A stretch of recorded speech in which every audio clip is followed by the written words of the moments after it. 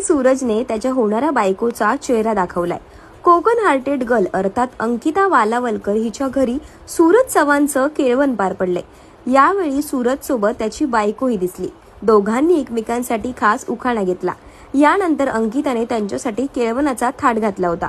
अंकिताने दोघांना ओवाळलं, खास भेटवस्तूही दिली। सूरजच्या होणाऱ्या बायकोचं नाव संजना आहे। सूरज आणि संजना दोघांनीही एकमेकांना गोड पदार्थ भरवला। अशा प्रकारे सूरज आणि संजनाच्या जोडीला पाहताच चाहत्यांनी लाईक्स आणि कमेंट्सचा वर्षाव केलाय। सूरजच्या होणाऱ्या बायकोच्या साधेपणाने सर्वांचंच मन जिंकलंय।